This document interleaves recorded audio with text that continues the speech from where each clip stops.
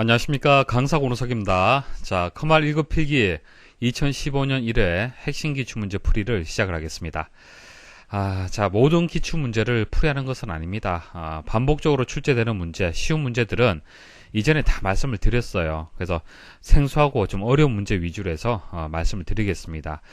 물론 시간이 많으신 분들은 그 2015년도 1회 기출문제 모두 풀어보시면 좋겠죠.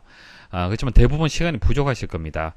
자, 그럴 때는 이제 생소한 문제, 그러니까 생소한 문제가 다시 출제되었을 때 맞출 수 있도록 준비하는 것이 더 효과적인 방법이 되겠죠. 그래서 어려운 문제 위주로 해서 제가 정리를 해드리겠습니다. 이 문제만 보셔도 충분합니다. 자, 그럼 이번 회차에서는 어떻게 출제가 되었는지 분석된 결과를 말씀을 좀 드리겠습니다. 다른 회차에 비해서는 어렵게 출제가 되었어요. 자, 컴퓨터 일반 20문제 중에서 10문제, 스프레드시트 일반 20문제 중에서 12문제, 데이터베이스 일반 20문제 중에서 5문제가 생소하게 출제가 되었습니다. 그러니까 데이터베이스 일반은 문제되지 않죠. 쉽게 출제가 되었는데 컴퓨터 일반이 어렵게 출제가 되었고요. 특히 스프레드시트 일반은요, 12문제나 어렵게 출제가 되었습니다. 자, 항상 말씀을 드리지만은 스프레드시트 일반에서 과락만 피하면요, 여러분들 다 합격할 수가 있습니다. 그래서 스프레드시트 일반에서는 과락을 피할 수 있도록 그렇게 여러분들이 학습을 좀 하셔야 됩니다. 좀 더 많은 시간을 투자를 하셔야 돼요. 아시겠죠? 다음 중 인터넷 해킹과 관련하여 스니핑에 관한 설명으로 옳은 것은, 자, 스니핑이란 것은 그대로 해석을 한다면은 냄새를 맡는다, 그런 의미를 가지고 있습니다. 냄새를 맡다, 그런 의미를 가지고 있어요. 그래서 그 정의가 네트워크를 거쳐 전송되는 패킷 정보를 읽어 계정과 암호를 알아내는 행위, 자, 그런 해킹 기법을 스니핑이라고 얘기를 하는 거예요. 자, 그림 보시면은 쉽게 이해가 되실 겁니다. 자, 여러분들 컴퓨터에서 이제 어떤 특정 사이트에 접속을 해요. 자, 이렇게 접속을 합니다. 이렇게 접속을 하는데, 자, 이 사이트를 이용하기 위해서 아이디하고 패스워드를 입력을 하겠죠. 자, 이것을 중간에 어떻게 한다? 해킹하는 거예요. 그게 스니핑이 되는 겁니다. 됐습니까? 그래서 1번이 정답이 되고요. 자, 나머지 한번 보도록 하겠습니다. 2번, 프로그램이 정상적인 상태로 유지되는 것처럼 믿도록 속임수를 사용하는 행위다. 자, 속임수라는 얘기가 나오면은 스푸핑이에요, 스푸핑. 자, 이게 속임수를 뜻하는 겁니다. 골탕 먹이다, 위장하다, 이런 뜻을 가지고 있어요. 그래서 임의로 웹사이트를 구성을 해서 일반 사용자들의 방문을 유도를 하는 거예요. 그러니까 마치 진짜인 것처럼 사이트를 하나 만들어요. 만들어서 여러분들의 정보를 빼내가는 그런 이제 해킹 방법이 되겠습니다. 자, 3번, 자기 복제를 하는 프로그램으로 특정 대상을 파괴하는 행위다. 자, 자기를 복제한다. 자, 자기를 복제해서 해킹하는 행위다. 이런 설명 나오면 웜이 되겠습니다. 자, 그리고 4번에 컴퓨터 사용자 몰래 다른 파일에 자신의 코드를 복사하는 행위다. 스파이웨어라는 얘기는 한번 들어보셨죠? 스파이웨어. 파일에다가, 여러분들 파일에다가 몰래 어떤 이제 그 악성 코드를 이제 심는 거예요. 복사하는 겁니다. 그것을 스파이웨어라고 합니다. 다음 중 이미지와 그래픽에 사용되는 비트맵 방식의 파일 형식에 관한 설명으로 옳지 않은 것은, 자, 우리 사진 있죠. 사진, 이런 이미지라든지 그래픽, 이런 것들은 크게 이제 두 가지 형식이 있습니다. 비트맵이 있고요. 벡터가 있어요. 자, 비트맵은요, 픽셀이라는 단위로 해서 그림을 만드는 겁니다. 픽셀 많이 들어보셨죠? 우리 사진 촬영하게 되면은 그때 만들어지는 이미지가 보통 JPG 형태로 해서 많이 만들게 됩니다. 그래서 이 JPG가 비트맵 방식이 되는 거예요. 그래서 JPG 이 그림 한 장에 여러 개의 픽셀들로 구성이 되어 있습니다. 자, 픽셀은 네모 모양의 이런 크기를 이제 픽셀이다, 그렇게 얘기를 하는데, 이 픽셀에다가 이제 색을 입혀서 이 픽셀들이 모여서 이제 하나의 그림을 만드는 겁니다. 그래서 이렇게 네 개의 사각형 모양의 이런 픽셀로 구성이 되기 때문에 확대를 하게 되면, 그러니까 사진을 크게 확대하면은 흐려지는 이제 그 모양이 만들어지죠. 그래서 픽셀로 이미지를 표현을 하고요. 이미지를 확대하게 되면 테두리가 거칠어진다는 그런 특징을 가지고 있습니다. 자, 벡터 같은 경우에는 점과 점을 연결한 선 형태로 해서 그림을 만들기 때문에 확대를 해도 이렇게 거칠어지는 경우는 없습니다. 자, 그런데 단순한 도형, 자, 뭐 그냥 간단한 도형 있죠. 그런 도형을 만들 때는 벡터 방식이 좋습니다. 유리합니다. 그렇지만은 복잡한 그림 있죠. 그런 복잡한 그림은 벡터 형식으로 만들기가 어려워요. 그래서 보통 우리가 이제 사진을 촬영을 했을 때 그때 이제 그래픽 형식은 이미지 형식은 비트맵이다. 그렇게 생각을 하시면 됩니다. 그래서 비트맵은 이제 좀 섬세하고 복잡한 이미지를 표현을 할 수 있는 그런 방식이다. 그렇게 보시면 됩니다. 자, 한번 보도록 하죠. 그래서 1번은 맞는 설명이에요. 자, 2번. 윈도우즈에서 표준으로 사용되는 방식으로 복원한 데이터가 압축 전의 데이터와 완전히 일치하는 무손실 압축을 사용한다. 자, 일단 이 설명은요, 비트맵 방식 중에서 GIF라는 파일 형식 들어보셨죠? 자, GIF에 대한 설명이 되는 겁니다. 그러니까 비트맵에 대한 설명이 아니라 비트맵 파일 형식 여러 개 중에서 자, 뭐 BMP라든지 GIF, JPG 이런 것들이 다 비트맵 방식의 이제 파일 형식이에요. 그래서 이렇게 다양한 이제 파일 형식 중에 한 가지에 대한 설명이 되는 것이지 이게 비트맵에 대한 설명은 아닙니다. 주의를 좀 하셔야 돼요. 문제를 풀 때 좀 주의를 하셔야 됩니다. 정답이 없다라고 생각할 수도 있는데 아닙니다. 2번이 정답이 되는 거예요. 자, 그리고 여기서 이제 무손실 압축이라는 것이 뭐냐면은 만일 사진 한 장에 100MB라고 가정을 할게요. 사진을 찍었을 때 이게 100MB짜리예요. 근데 이것을 압축을 해서 80메가로 줄인다는 얘기입니다. 자, 이렇게 줄였을 때 나머지 20메가는 어떻게 되는 겁니까? 손실이 발생을 하겠죠. 압축을 하게 되면은 물론 어느 정도 원본과 가깝게 만들어집니다. 하지만은 이것을 정확하게 원본하고 비교를 한다라면 분명히 어떤 손실되는 부분들이 있습니다. 이렇게 해서 압축 전 하고요. 압축하고 난 뒤에 어떤 복원된 상태 하고요. 이제 100% 동일한 경우 그것을 우리는 무손실 압축을 했다. 그렇게 얘기를 하는 겁니다. 그래서 이제 완전히 일치하는 무손실 압축 자, 그런 용어들도 있다는 거 기억을 하시고요.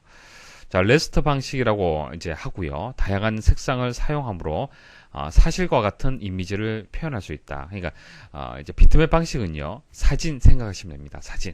되시겠죠? 자, 4번은 금방 말씀드렸죠. 이런 종류들이 비트맵 방식 중에 한 가지가 비트맵 방식의 파일 형식이 되겠습니다. 다음 중 인터넷에서 방화벽을 사용하는 이유로 적절하지 않은 것은 자, 방화벽 많이 들어보셨을 겁니다. 파이어월이라고 얘기를 하고요. 침입 차단 시스템을 얘기를 하는 겁니다. 그러니까 이렇게 자, 여러분들 컴퓨터 내부에 방화벽을 설치를 하게 되면요. 자, 이 지구 모양이 인터넷이에요. 그러니까 외부에서 이렇게 접근하는 것을 차단해 주는 거예요. 그게 방화벽이 하는 역할입니다. 자, 근데 설명 잘 들으셔야 됩니다. 자, 내부 네트워크에서 인터넷으로 나가는 패킷은 그대로 통과시킨다. 그러니까 내부 컴퓨터가 여기 있겠죠. 자, 이 컴퓨터에서 나가는 거, 그러니까 인터넷 쪽으로 나가는 거, 외부로 나가는 것은 그대로 통과시켜줘요. 자, 인터넷에서 내부 네트워크로 들어오는 패킷. 자, 이렇게 내부로 들어오는 패킷은 엄밀히 체크한다는 얘기입니다. 해킹 가능성이 있을 수도 있잖아요. 그렇죠? 그래서 인증된 패킷만 통과시키는 구조예요. 자, 해킹 등에 의한 외부로의 정보 유출을 막기 위해 사용되는 보안 시스템을 말하는 겁니다. 자, 개념 아시겠죠? 외부로부터 들어오는 것을 막는 거예요. 자, 보기 보도록 하겠습니다. 1번, 외부로부터 허가받지 않은 불법적인 접근이나 해커의 공격으로부터 내부의 네트워크를 효과적으로 보호할 수 있다. 맞는 설명이죠. 자, 내부의 네트워크, 여러분들 회사라든지 여러분들 컴퓨터 생각하시면 됩니다. 2번, 방화벽의 접근 제어, 인증, 암호화와 같은 기능으로 네트워크를 보호할 수 있다. 이런 것이 있다는 정도 아시면 됩니다. 접근을 제어하고 인증을 단계를 거치고요. 암호화를 하는 방법으로 해서 네트워크를 보호를 하고 있습니다.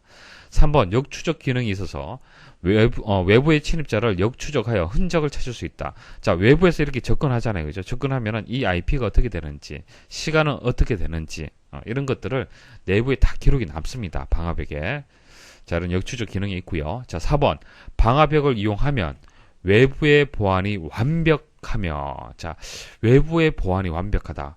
어떤 그 장치, 어떤 프로그램을 이용을 한다 하더라도 완벽한 것은 없습니다. 보안이 완벽하다. 그것은 다 거짓말이에요. 내부의 불법적인 해킹도 막을 수 있다. 이것도 잘못되었네요. 일단 완벽하다는 설명도 일단 틀렸고요. 내부의 해킹은 막을 수 없습니다. 그러니까 외부로부터 들어오는 것을 막을 수 있지만은, 어느 정도 막을 수 있지만은, 내부의 불법적인 해킹은 막을 수가 없어요. 왜 그래요? 자, 내부에서 외부로 나가는 것은 그대로 통한다고 말씀을 드렸잖아요. 그쵸? 그래서 내부에서 생기는 어떤 불법적인 해킹, 그러니까 보안 담당자, 그러니까 내부의 어떤 직원들이 해킹하는 거 막을 수 있습니까? 막을 수 없습니다. 그것은. 자, 그래서 4번이 정답이 되겠습니다.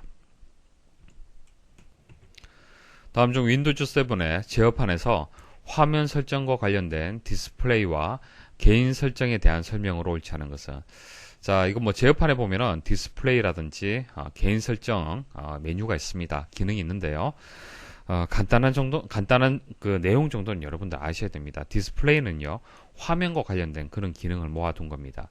자, 개인 설정은요, 바탕화면에 배경 그림이라든지 창의 색이라든지 소리, 화면 보호기, 바탕화면의 아이콘, 마우스 포인터 모양 이런 것들을 변경하는 것이 개인 설정이 되겠습니다. 그래서 디스플레이 기능이 있고 개인 설정 기능이 있습니다. 제어판에. 자, 보기 한번 보도록 하겠습니다. 1번 디스플레이에서 화면 해상도를 설정할 수 있다. 화면 해상도, 화면에 대한 설정 가능하고, 디스플레이에서 화면에 표시되는 텍스트의 크기 및 기타 항목을 변경할 수 있다. 이것도 맞는 설명이고요. 3번 개인 설정에서 바탕화면에 시계, 일정, 날씨 등과 같은 가젯을 표시하도록 설정할 수 있다. 이거 설명이 잘못되었습니다. 자, 가젯은요, 제어판에 가면은 바탕화면 가젯이라고 별도의 기능이 따로 있습니다. 메뉴가 따로 있어요. 개인 설정이 아닙니다. 개인 설정이 아니에요. 자, 가젯이 뭐냐 하면은 특별한 이름이 없는 소도구나 부속이란 의미를 가지고 있고요. 윈도우에서는 바탕화면의 사이드바에 들어가는 작은 프로그램. 여러분도 스마트폰 이용하시면은 아마 경험해 보셨을 텐데 제가 한번 보여드리겠습니다. 자, 뭐 제어판에서 실행할 수도 있고요. 간단하게 바탕화면에서 오른쪽 버튼 클릭을 해서 바로가기 메뉴에서 가젯이 있습니다. 가젯 선택을 해서 여기서 이제 프로그램 여러 가지가 나오는데, 만약에 뭐 CPU 측정기다. 자, 이것을 더블 클릭을 해 보십시오. 더블 클릭을 하면은 바탕화면에 이렇게 프로그램이 보여지게 되는 겁니다. 자, 이런 형태를 얘기를 하는 거예요. 자, 그래서 3번이 정답이 되고요. 자, 4번 개인 설정에서 바탕화면 아이콘 변경할 수 있다. 자, 바탕화면 아이콘 변경할 수 있습니다. 다음 중 정보통신망의 구성 형태를 설명한 내용으로 옳지 않은 것은, 자, 여러분들이 이용하는 통신망, 자, 구성 형태가 몇 가지가 있습니다. 자, 1번 망형. 자, 망형은요, 네트워크상의 모든 노드들이 서로 연결되는 방식을 얘기를 하는 겁니다. 자, 특정 노드에 이상이 생겨도 전송이 가능하다. 이런 특징 가지고 있습니다. 자, 그림을 보시면 이해가 쉬울 겁니다. 자, 이거 보시면 이게 망형이에요. 자, 이렇게 다 직접적으로 다 노드가 컴퓨터라고 보시면 됩니다. 직접적으로 다 이렇게 연결이 되는 거예요. 그럼 만일 이 노드가 이상이 있다. 이상이 있다 하더라도 다른 노드들하고 다 연결할 수가 있죠. 이상이 생겨도 다 전송이 가능합니다. 자, 2번 링형. 자, 링형은 모든 노드들을 하나의 원형으로 연결하는 구조로 통신 제어가 간단하고 신뢰성이 높아 특정 노드의 이상도 쉽게 해결할 수 있다. 자, 특정 노드의 이상도 쉽게 해결할 수 있다. 이거 설명이 잘못되었습니다. 자, 링형은요, 이렇습니다. 이런 구조야. 자, 이런 구조인데, 만일, 자, 이 컴퓨터가 문제가 생긴다. 그랬을 때는 이쪽으로 통신을 할 수 있습니까? 통신 불가능하죠. 그러니까 이런 식으로 우회해서 통신을 해야 되는 거예요. 이렇게 우회해서 통신을 해야 되고요. 자, 특정 노드가 고장이 나면은 전체 통신망에 영향을 끼치는 겁니다. 그러니까 망형 같은 경우에는 이게 고장이 난다 하더라도 이 컴퓨터끼리 이제 통신하는 것은 문제가 없잖아요. 그렇죠? 그러니까 여기서는 이 노드가 문제가 생기면 이 연결 자체가 안 되기 때문에 해결에 어려움이 있는 거예요. 그래서 2번이 여기서 맞는 설명이 되겠습니다. 3번 트리형은 하나의 컴퓨터의 네트워크로 연결하여 확장하는 형태로 확장이 많을 경우 트래픽이 과중될 수 있다.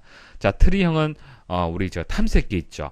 컴퓨터에 우리 탐색기, 자, 탐색기 상위 폴더에 또 하위 폴더 또 하위 폴더 있잖아요. 그런 구조를 얘기를 하는 겁니다. 자, 그러면은 이게 계속 이제 확장이 된다라고 가정을 했을 때, 그럼 결과적으로 외부에서 이렇게 연결되는 이 노드에는 굉장히 부담이 이제 생기겠죠. 이제 트래픽이 과중이 될 수가 있습니다. 자, 이 노드를 통해서 모두 연결이 되기 때문에 그래요.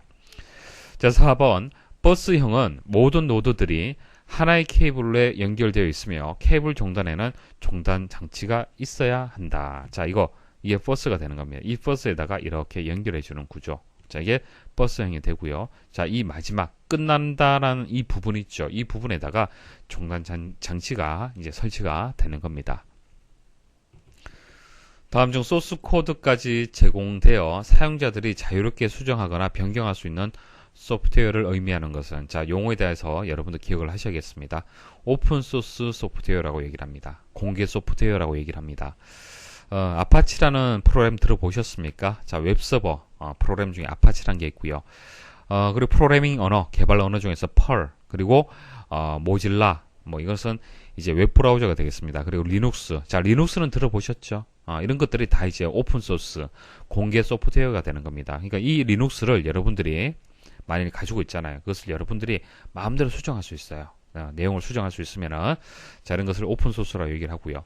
자, 좀 반대 개념은 이제 MS 이제 마이크로소프트사의 이제 오피스 프로그램 같은 경우에는 반대죠. 이거 오픈 소스 아니죠. 여러분들이 함부로 수정할 수 없어요. 자, 개발사에서 이제 직접 이제 수정을 한 것을 여러분들이 제공해 줄 뿐이죠. 그래서 패치 프로그램 이런 것들은 제공하지만은 이 프로그램을 사용자가 직접 변경할 수는 없는 겁니다. 다음 중 1950년 폰 노이만이 프로그램 내장 방식과 이진 연산 방식을 적용하여 제작한 초창기 전자식 계산기는, 자, 컴퓨터에 기원이 있어요. 기원이 있는데 이 문제는 사실 2급에서 주로 출제되는 문제입니다. 이거 갑자기 이렇게 출제가 또 되었는데요. 출제되었기 때문에 여러분도 한번 기억을 좀 해두시면 될 것 같아요. 컴퓨터 기원 주요 단계 말씀을 드릴게요. 자, ENIAC 들어보셨습니까?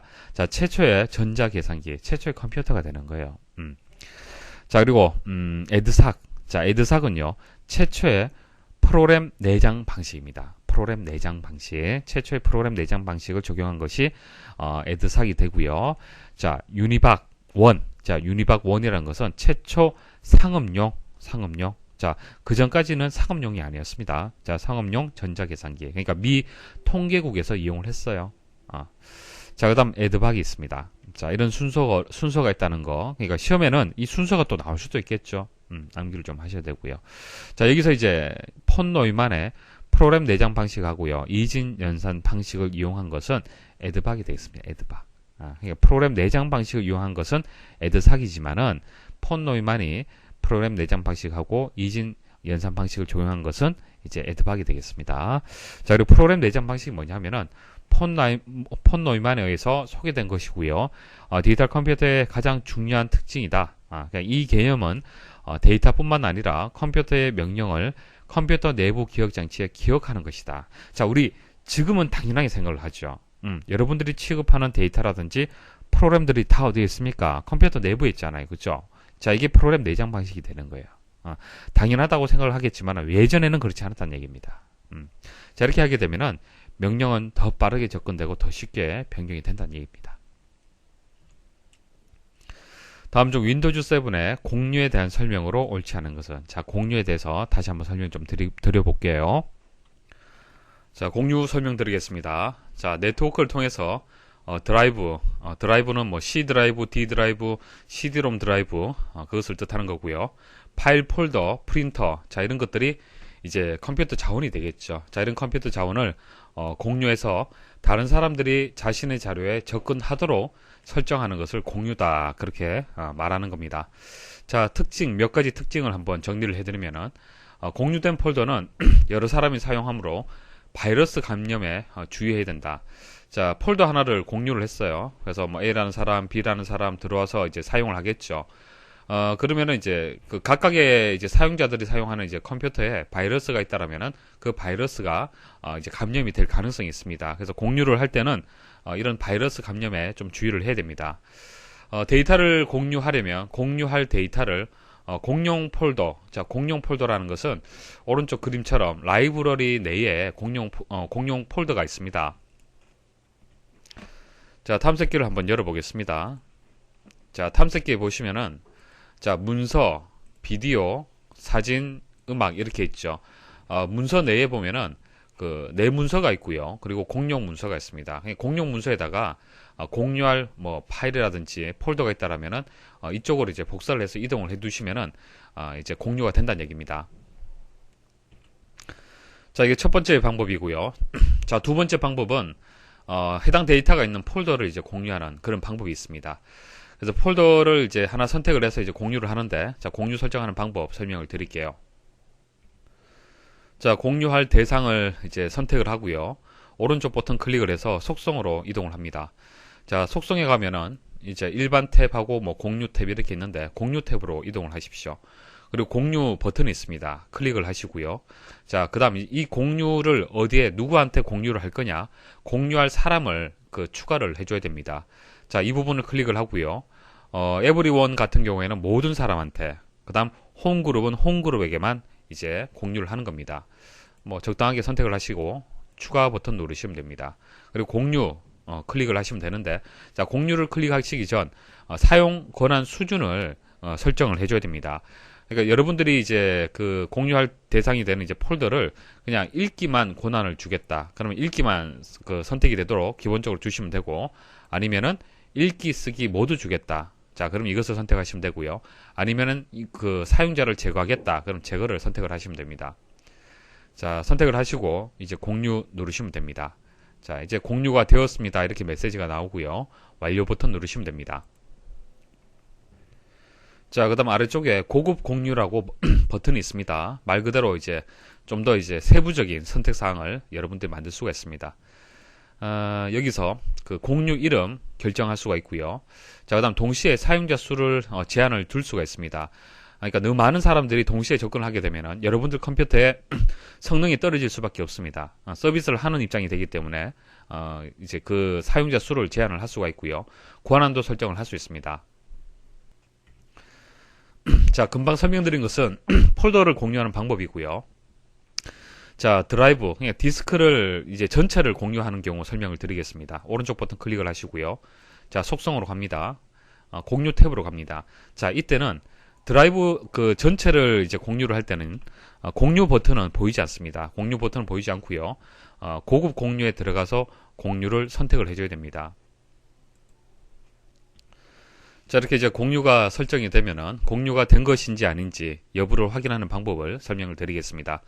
자, 해당 폴더를 한번 선택을 해 보십시오. 선택을 하시면은 아래쪽에 이렇게 공유가 되었으면 공유가 되었다라는 이런 표시가 보여집니다.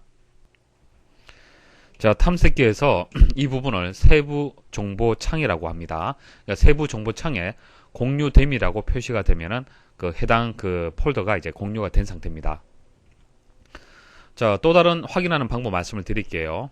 자, 네트워크. 자, 네트워크에서 지금 공유가 된 컴퓨터에 접근을 해서 선택을 해보면요. 현재 공유가 설정되어 있는 상태를 볼 수가 있습니다. 그래서 조금 전 공유했던 테스트 폴더를 보실 수가 있습니다. 그리고 추가적으로 프린터도 이렇게 공유가 된 것을 확인을 할 수가 있습니다. 자, 공유를 설정을 하고 공유 여부를 확인을 하고요. 이제는 공유를 한번 해제를 해보겠습니다. 자, 공유 탭에 가서 고급 공유에 가서 체크를 해제하십시오. 자, 체크를 해제를 하시는데 여기서 일단 공유할 사람을 조금 전 추가를 했잖아요. 그죠? 자, 이 부분은 삭제를 하는 것이 좋고요. 그리고 고급 공유에 가서 선택을 해제를 하시면 됩니다. 자, 닫기 버튼 누르시고요. 자, 그럼 확인을 해보겠습니다. 자, 확인을 하시면은 해당 컴퓨터의 공유가 지금 해제가 돼서 보여지지 않고요. 그리고 바탕화면에 있던 파일이죠. 자, 선택을 해서 아래쪽에 한번 확인을 해보겠습니다. 세부 정보 창에 지금 표시가 안 되죠. 자, 그리고 하나를 더 추가로 말씀을 드리면요. 폴더는 공유할 수 있습니다. 하지만은 폴더 내에 있는 파일이 있죠. 파일을 공유할 수는 없어요. 파일은 공유 탭이 없습니다. 자, 문제 보도록 하죠. 자, 공유에 대한 설명으로 옳지 않은 것은 홈그룹을 이용하면 사진, 음악, 비디오, 문서 및 프린터를 쉽게 공유할 수 있다. 자, 홈그룹이란 것은 한글 윈도우즈 7이 설치된 2대 이상의 컴퓨터를 네트워크로 연결을 해서 파일 및 프린터를 쉽게 공유할 수 있도록 해주는 그런 기능이 되겠습니다. 그러니까 공유를 쉽게 해주는 그런 기능이 되는 거예요. 그러니까 여러분들 댁에 컴퓨터가 여러 대가 있다. 그러면은 가족 구성원들끼리는 파일 서로 공유할 수 있잖아요. 그죠? 자, 이것을 홈그룹으로 지정을 해버리는 겁니다. 그러면은 쉽게 공유를 할 수 있다. 자, 2번 공용 폴더 공유 시 폴더 내의 일부 파일에 대해 사용자별로 접근 권한을 다르게 설정할 수 있다. 이거 설명 드렸습니다. 예, 폴더 자체는 가능한데요. 폴더 내에 있는 일부 파일, 폴더 내부에 있는 각각의 파일들에 대해서 별도의 어떤 접근 권한을 설정할 수는 없어요. 그래서 폴더 내의 일부 파일에 대해서 접근 권한을 다르게 설정할 수 없다라고 기억을 하셔야 됩니다. 3번 공유 대상 메뉴를 사용하면 개별 파일과 폴더를 선택하고 다른 사용자와 공유를 할 수 있다. 자, 어떤 폴더 하나 있죠. 이 폴더를 오른쪽 마우스로 이제 클릭을 오른쪽 마우스 버튼을 클릭을 해서 바로가기 메뉴에 보시면은 공유 대상이라는 것이 있습니다. 공유 대상. 자, 이 메뉴에 보시면은 홈그룹, 뭐 특정 사용자 이렇게 해서 다른 사용자와 이제 공유를 할 수가 있어요. 맞는 설명이고요.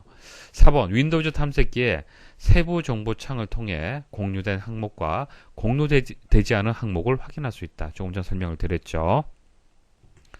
다음 중 윈도우즈 바로가기 아이콘의 속성 창에 대한 설명으로 옳지 않은 것은, 자, 바탕화면에 이제 아이콘들 여러 가지가 있는데 여기서 바로가기 아이콘은 여기 보시면 이렇게 화살표 모양이 있죠. 이게 바로가기 아이콘이 됩니다. 자, 바로가기 아이콘은 사실 이 강의라는 폴더의 위치 값을 가지고 있어요. 그러니까 강의라는 이 폴더가 바탕화면에 지금 사실 있는 것이 아니라 다른 데 있는데 그것을 매번 찾으려니까 그 경로를 찾기가 좀 시간이 걸리더란 얘기입니다. 그래서 바로가기 아이콘을 하나 만든 거예요. 자, 이것을 더블 클릭을 하게 되면 해당 폴더로 이동이 되겠죠.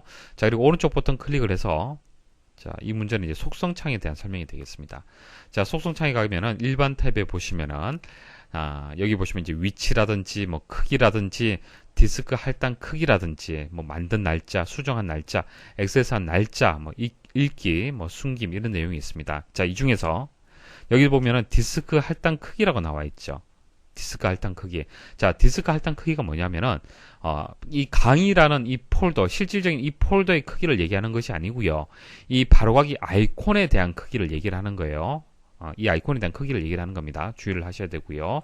자, 바로가기 탭에 보시면은 여기 이제 바로가기 키 있죠. 바로가기 키를 또 여기서 정의할 수 있습니다. 그러니까 키보드에서 키를 이용을 해서 바로 이것을 실행할 수 있도록 또 해줄 수도 있습니다. 자, 옳지 않은 것을 찾아볼게요. 1번 대상 파일이나 대상 형식, 대상 위치 등에 관한 연결된 항목의 정보를 확인할 수 있다. 자, 일반 탭에 보면은 나와 있습니다. 자, 2번 연결된 항목을 바로 열 수 있는 바로가기 키를 지정할 수 있다. 자, 지정 가능하고요. 3번 연결된 항목의 디스크 할당 크기를 확인할 수 있다. 이거 아닙니다. 디스크 할당 크기는요, 조금 전 말씀드렸다시피 연결된 항목에 대한 크기가 아니고요. 바로가기 키, 바로가기 아이콘에 대한 크기예요. 그래서 3번이 정답이 됩니다. 자, 4번 바로가기 아이콘을 만든 날짜, 수정한 날짜, 액세스한 날짜 등을 확인할 수 있다. 맞죠? 다음 중 블루레이 이제 디스크에 대한 설명으로 옳지 않은 것은, 뭐 예전에는 DVD라고 이제 많이 이용을 했는데 요즘 이제 그 어떤 해상도가 더 큰, 그러니까 용량이 더 크지만은 좀 더 선명하게 볼 수 있는 그런 이제 디스크가 이제 블루레이가 되겠습니다. 영화 같은 것을 여러분들 구매하실 때 블루레이냐 아니면은 뭐 DVD냐 이런 식으로 그 표지에 보면은 나와 있을 겁니다. 자, 블루레이가 이제 DVD보다는 이제 상당히 많은 용량을 저장을 할 수가 있습니다. 그래서 한 10배 정도를 저장할 수가 있고요. 자, 청자색, 그러니까 푸른 색깔의 레이저를 이용을 해요. 푸른 색깔의 레이저를 이용을 하고요. 대용량 차세대 광디스크 규격이 되겠습니다. 자, 보기 한번 보도록 하겠습니다. 1번 CD. 자, CD-ROM. 보통 우리 CD-ROM도 이용하고 DVD도 이용을 하죠. 자, CD나 DVD에 비해 훨씬 짧은 파장을 갖는 레이저를 사용한다. 자, 조금 전 청자색 레이저를 이용한다. 그렇게 말씀을 드렸죠. 자, 블루레이는요. 그 청자색, 그러니까 푸른색의 이제 레이저를 이용을 하고요. CD라든지 DVD 같은 경우에는 붉은색의 레이저를 이용을 합니다. 그러니까 차이점이 뭐냐면은 이제 블루레이 같은 경우에 푸른색 레이저 같은 경우에는 파장이 짧아요. 파장이 짧습니다. 그렇기 때문에 훨씬 높은 정밀도로 디스크 표면에 데이터를 읽거나 쓸 수 있습니다. 자, 그 말은 더 많은 용량을 저장할 수 있고 한 번에 많은 양의 데이터를 읽어 드릴 수 있다는 뜻입니다. 그래서 짧은 파장을 갖는다. 맞는 설명입니다. 자, 2번 단층 구조로만 생산된다. 자, 뭐뭐만 이런 설명 나오면 일단 의심을 하셔야겠죠. 자, 단층 구조도 있지만 다층 구조도 있어요. 자, 한 층에 최대 27GB를 저장할 수가 있고요. 자, 듀얼 레이어 가능합니다. 이게 이제 다층이 되겠죠. 2층으로 해서 50GB까지 또 데이터 기록할 수 있습니다. 그래서 단층 구조만이라고 설명을 했기 때문에 틀렸습니다. 자, 트랙의 폭이 가장 좁다. 자, 트랙이란 것은 여기 이렇게 동시문이 있습니다. 이 동시문이 있는데 이 동시문이 좁으면 좁을수록 어떻게 되겠습니까? 더 정밀도가 높다라고 볼 수가 있는 거예요. 그래서 맞는 설명이 되겠습니다. 자, 4번 디스크 지름. 그러니까 이 지름. 자, 이 지름은요 CD로만 같습니다. 이거 맞는 설명이에요. 다음 중 홈 탭 클립보드 그룹의 붙여넣기 옵션에 대한 설명으로 옳은 것은? 자, 실습을 통해서 말씀을 드릴게요. 보통 우리 복사할 때는 컨트롤 C, 붙여넣기 할 때는 컨트롤 V 이렇게 복사하고 붙여넣기를 단축키를 이용을 해서 보통 이렇게 작업을 합니다. 하지만 이렇게 작업하는 것이 아니고 좀 더 다양하게 붙여넣기를 할 수가 있습니다. 자, 하는 방법은 홈 탭에 가시면 클립보드 그룹이 있고요. 거기에 붙여넣기가 있는데 붙여넣기 이 부분을 클릭을 하시면 여러가지 붙여넣기 메뉴 옵션들이 나옵니다. 그래서 그냥 붙여넣기, 수식 붙여넣기, 값 붙여넣기, 테두리 없음 이런 것들이 있어요. 자, 테두리 없음이라는 것은요. 자, 여기 테두리가 있잖아요. 그죠? 원래 이렇게 테두리가 있는데 이 테두리 없이 여기 있는 데이터들만 이렇게 복사하는 그런 방법이 되는 겁니다. 그리고 이제 바꾸기 한번 보도록 하겠습니다. 한번 제가 눌러볼게요. 자, 바꾸기 누르시면은 1, 2, 3, 4잖아요. 그죠? 1, 2, 3, 4 이렇게 행과 열이 바뀌게 됩니다. 행과 열이 바뀌어서 이렇게 저장이 되고요. 자, 그 다음 연결하여 붙여넣기 한번 해보겠습니다. 자, 연결하여 붙여넣기를 하게 되면은 자, 붙여넣기 된 이 그 셀을 한번 선택을 해 보십시오. A 첫 번째 셀 이렇게 나왔죠. 그러니까 A 첫 번째 셀이 여기에 그렇게 저장이 된 겁니다. 그럼 만일 이 데이터를 이렇게 수정을 하잖아요. 그죠? 수정하면 이 데이터도 수정이 되는 거예요. 그래서 연결하여 붙여넣기를 하게 되면은 이제 복사한 셀에 이제 입력된 이 값이 서로 이제 연결이 되는 겁니다. 보기 보도록 하겠습니다. 자, 1번 테두리 없음을 이용하면 복사한 셀에 적용된 셀 서식을 모두 제외하고, 자, 셀 서식을 모두 제외하고, 자, 제외되는 것은 말 그대로 이제 테두리가 이제 제외되는 것이죠. 그래서 테두리만 제외해서 모두 붙여넣기 하는 그런 기능이 되겠습니다. 그래서 1번은 틀렸고요. 2번, 연결하여 붙여넣기를 이용하면 복사한 셀에 입력된 내용을 연결하여 셀 서식과 함께 붙여넣는다. 자, 이 내용 여기까지는 맞는데요. 셀 서식과 함께라는 설명이 틀렸습니다. 셀 서식은요, 붙여넣기 되지 않습니다. 자, 보세요. 지금 현재 셀 서식이 이렇게 굵게 설정이 되어 있는 상태죠. 만약 이 굵게까지 이제 설정되어 있는 셀 서식까지 같이 복사가 되느냐 안 되느냐 그걸 보란 얘기입니다. 자, 컨트롤 C 하시고 자, 연결하여 붙여넣기 한번 해볼게요. 어떻습니까? 자, 데이터는 이렇게 복사가 되는데 셀 서식은 함께 붙여넣기 되지 않죠. 3번 바꾸기를 이용하면 복사한 데이터에 열을 행으로 변경하고 행을 열로 변경하여 표를 뒤집어서 붙인다. 이거 맞는 설명이죠. 행과 열이 바뀝니다. 4번 그림 형식 그림으로 붙여넣기를 이용하면 복사한 셀에 입력된 내용이 변경되는 경우 그림에 표시되는 텍스트도 자동으로 변경된다. 자, 여기서 이제 붙여넣기, 수식, 테두리 여러 가지가 있는데 하단에 보시면은 그림 형식이 있습니다. 그림 형식에서 그림으로 복사, 그림으로 붙여넣기, 연결하여 그림 붙여넣기가 있어요. 여기서 이제 설명하는 이 내용은요, 연결하여 그림 붙여넣기에 대한 설명이 되는 겁니다. 그래서 그림으로 붙여넣기가 아닙니다. 그림으로 붙여넣기가 아니고요. 연결하여 그림 붙여넣기가 되겠습니다. 그래서 연결하여 그림 붙여넣기를 해야만 복사한 셀에 입력된 내용이 변경되는 경우 그림에 표시되는 텍스트도 자동으로 변경이 되는 거예요. 연결이 되어 있어야만 자동으로 변경이 되겠죠. 다음 중 B 세 번째에서 이 여섯 번째 영역에 대해 아래 시트와 같이 배경색을 설정하기 위한 조건부 서식의 규칙으로 옳은 것은? 자, 조건부 서식 간단하게 제가 실습해서 보여드릴게요. 말 그대로 조건을 만족할 때 서식을 적용할 수 있도록 하는 겁니다. 자, 그러면 적용할 영역을 선택을 먼저 합니다. 자, 조건부 서식으로 갑니다. 여기서 규칙 관리로 일단 이동을 하고요. 그 다음 새 규칙을 클릭을 해서 규칙을 만들어 볼게요. 자, 어떤 규칙을 만들 거냐면은, 수식을 이용을 해서 할 겁니다. 그러니까, 응시 인원 수가, 여기서, 15. 자, 15일 때.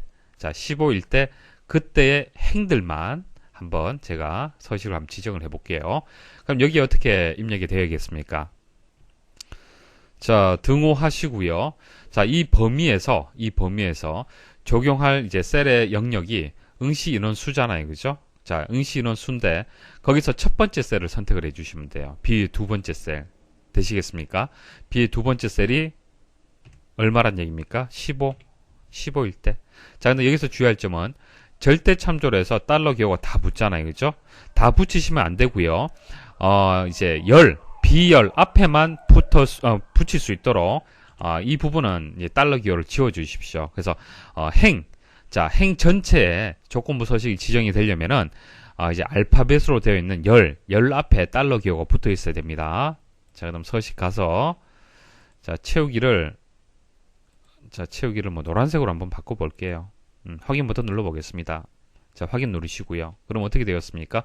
응시 인원 B의 두 번째 셀 그리고 B의 네 번째 셀에 해당되는 값이 있잖아요. 그죠? 이 조건을 만족하기 때문에 해당 행에 모두 설정이 되는 겁니다. 모두 설정이 되고 조건부 서식은요. 범위에서 첫 번째 제일 위에 있는 셀만 선택을 하면요.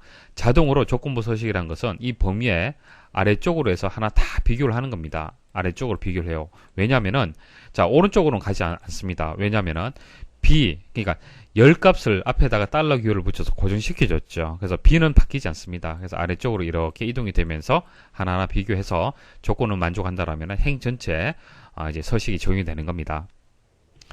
자, 그런데 이 문제는요, 좀 특이합니다. 좀 어렵습니다. 잘 들으셔야 돼요. 자, 보시면요. 자, 배경색이 설정되었는데 행 전체에 설정된 것이 아니라 여기하고 셀 단위로 해서 적용이 되었네요. 그쵸? 자, 이럴 때는 이제 달러 기호를 붙이는 방식이 좀 다릅니다. 그러니까 일반적으로는 자, 열 앞에다가 달러 기호를 붙이는 겁니다. 이게 뭐 거의 이와 같은 유형으로 출제가 되는데요. 이렇게 하면은 행 전체에 적용이 됩니다. 자, 그래서 정답을 먼저 말씀드리면요. 달러 기호를 붙여주시면 안 돼요. 그러니까 B 세 번째 셀이란 것이 이제 앞에 달러 기호가 B 앞에 붙게 되면은 B 세 번째, B 네 번째, B 다섯 번째, B 여섯 번째를 비교 판단하고 끝납니다. 자, 근데 달러 기호를 붙이지 않으면요. 이 그 셀의 그 위치 값이 B의 세 번째, B의 네 번째, B의 다섯 번째, B의 여섯 번째, 그 다음 C의 세 번째, C의 네 번째, 다섯 번째, 여섯 번째, D의 첫 번째, 이런 식으로 다 비교 판단해요. 다 비교 판단을 해서 조건을 만족할 때만 해당 셀에만 배경색을 설정할 수 있는 겁니다. 서식을 적용할 수 있는 거예요. 이해하시겠습니까?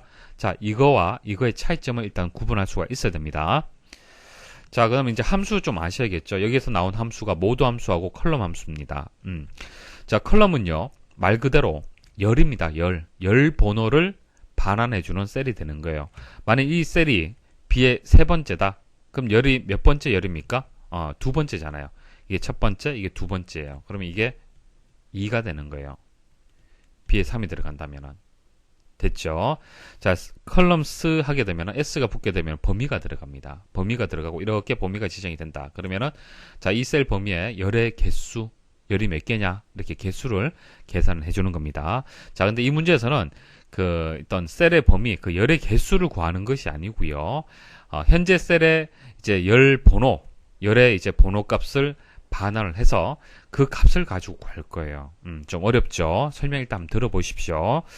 자, 그 다음 모두 함수는요, 나머지를 구하는 함수입니다. 피재수와 재수가 들어가는데요.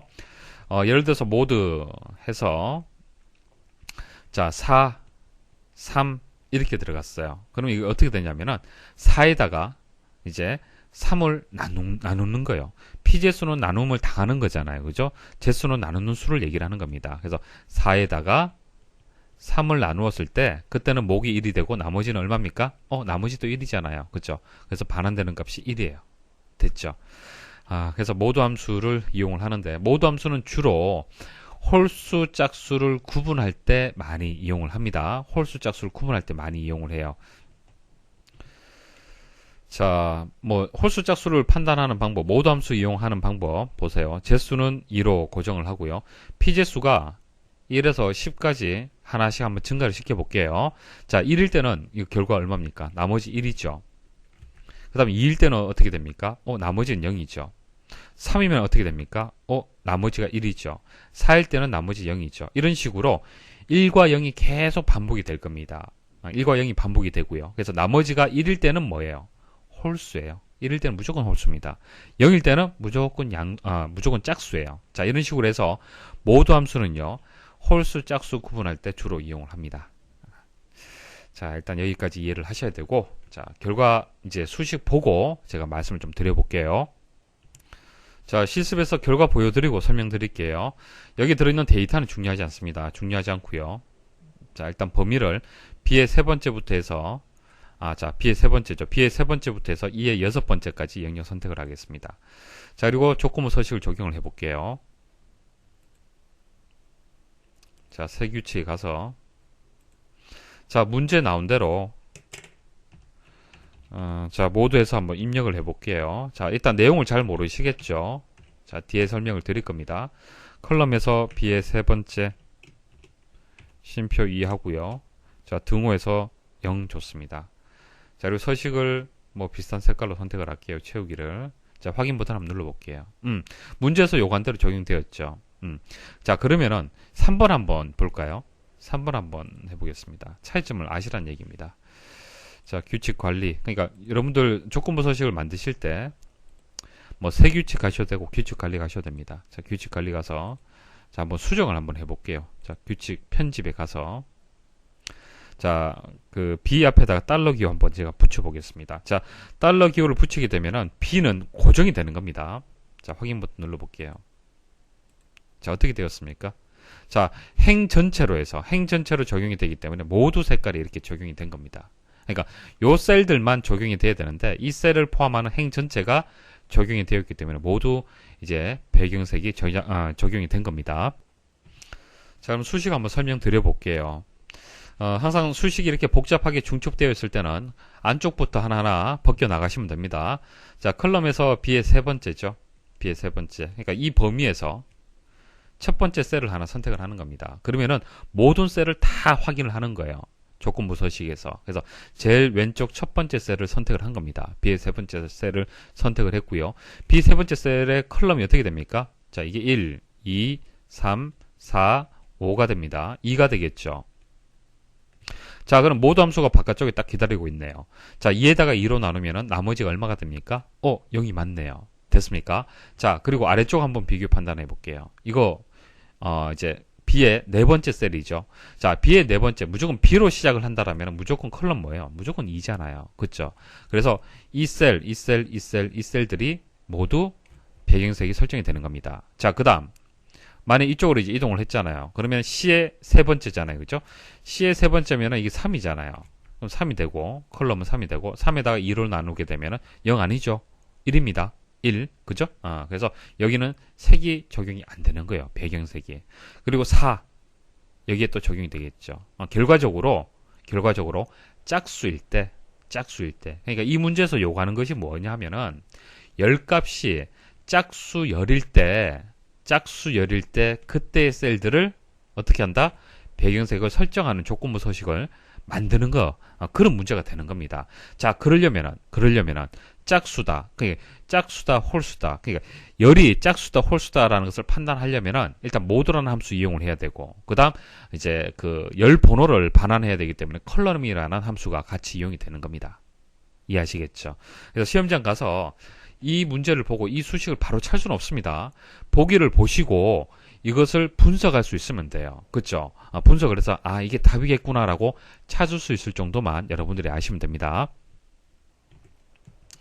다음 중 아래 그림의 리본 메뉴에 대한 설명으로 옳지 않은 것은, 자, 리본 메뉴에 보시면은 F, 1, 2, 3, 4, H, N 뭐 이런 식으로 이제 알파벳하고 숫자가 보여지는데요. 자, 이와 같이 바로가기 키, 이게 바로가기 키인데요. 바로가기 키를 나타내려면은 Shift F10번이 아니고요. F10번을 누르시면 됩니다. 자, 보여드릴게요. 자, F10번 누르셔도 되고요. Alt 키를 누르셔도 됩니다. 자, 이렇게 누르게 되면은 위에 이렇게 이제 바로가기 키가 나옵니다. 그러니까 이 상태에서 만일 제가 L 한번 눌러볼게요. L을 한번 눌러보십시오. L을 누르게 되면은 개발 도구 이제 탭으로 이렇게 이동을 하는 겁니다. 이해하시겠죠? 그 다음 여기서 또 누르게 되면은 해당 또 기능으로 해서 명령으로 해서 또 이동이 되는 겁니다. 자, 그것을 얘기를 하는 거고요. 그래서 1번이 일단 정답이 되겠죠. 1번이 정답이 되고요. 자, 2번. 오른쪽 방향키를 누르면 활성화된 탭이 홈 탭에서 삽입 탭으로 변경이 된다. 자, 자, 이렇게 나온 상태에서 키보드에서 방향키, 오른쪽 방향키를 한번 눌러보십시오. 현재 홈 탭이 선택이 되어 있습니다. 자, 오른쪽 이동하면 삽입 탭으로 이동이 됩니다. 맞는 설명이고요. 자, 3번. 탭 및 명령 간에 이동할 때도 키보드를 사용할 수 있으며 그림과 같은 상태에서 N키를 누르면은 삽입 탭으로 변경이 된다. 마찬가지입니다. 이렇게 이제 탭도 이동이 가능하고요. 자, 다시 보여드릴게요. 자, 이렇게 탭 키 주면은 이렇게 이동이 됩니다. 자, 이렇게 이동이 되고요. 그리고 아래쪽 방향키 누르면은 또 이렇게 이동이 돼요. 자, 그리고 N키 누르면은 N키 누르면 삽입으로 이렇게 이동이 됩니다. 자, N키 한번 눌러볼게요. 자, 삽입으로 이동이 됐죠. 자, 4번 빠른 실행 도구 모음의 명령이 추가되며 1년 번호로 바로가기 키가 부여된다. 자, 여기 보시면은 저 위쪽에 나와 있는 이 부분이 있죠. 이 부분이 이제 빠른 실행 도구 모음이 되겠습니다. 자, 이 부분에 있는 이 명령들은 자, 순서대로 1번, 2번, 3번, 4번 이런 식으로 부여가 되는 겁니다. 추가되면 또 5번이 되겠죠. 자, 그래서 1번이 정답이 되겠습니다. 다음 중 아래 시나리오 관리자 대화 상자의 각 버튼에 대한 설명으로 옳지 않은 것은 자, 일단 시나리오에 대해서 여러분들이 이해를 하셔야겠죠. 간단하게 말씀을 드리겠습니다. 자, 엑셀에 있는 시나리오 기능은 어떤 거냐면은 어떤 사건에 따른 여러 가지 가상적인 결과를 예측할 수 있도록 예를 들어서 우리 주식 그죠? 주식 차트에서 자, 어떻게 바뀔 것이냐 그런 걸 예측하고 싶을 경우도 있겠죠. 그때 시나리오 기능을 이용할 수가 있겠습니다. 자, 여기 보시면 컴퓨터 일반, 스프레드시트 일반, 데이터베이스 일반 점수가 있고요. 자, 이 점수의 평균값이 여기에 저장이 되어 있습니다. 자, 이것은 단순히 이제 53이라는 상수값이 아니고요. 여기는 수식으로 만들어져 있어야 됩니다. 자, 에버리지 함수를 이용을 해서 자, 이 셀의 3개의 값을 평균값을 만든 수식이 여기 저장이 되어 있어야 됩니다. 자, 그랬을 때는 이 값이 바뀜에 따라 평균값은 그때그때 바뀌게 되겠죠. 자동으로. 자, 근데 내가 알고 싶은 것은 데이터베이스 일반의 점수가 80으로 만일 이 값이 현재 30인데 80으로 증가를 한다라면은 그때 평균값이 얼마일까? 자, 10으로 감소한다라면은 평균값이 얼마가 될까? 자, 그때 시나리오를 이용하게 되면 쉽게 구할 수가 있습니다. 그래서 이제 이거 시나리오 기능을 이용을 해서 시나리오 요약 이렇게 보고서가 만들어집니다. 그래서 변경 셀, 이의 두 번째 셀, 자, 이게 바뀐다는 얘기죠.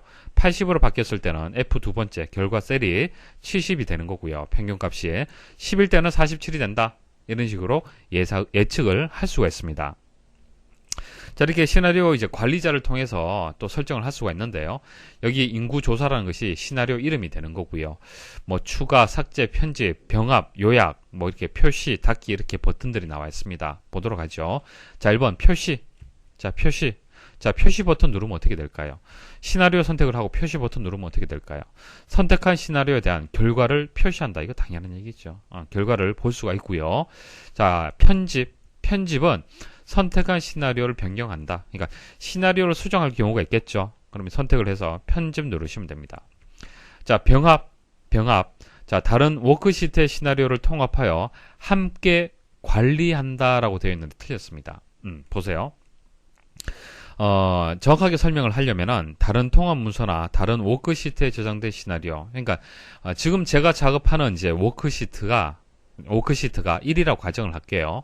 그럼 여기에 있는 시나리오 말고 다른 워크시트나 통합 문서에 있는 그 시나리오를 가져올 필요가 있겠죠.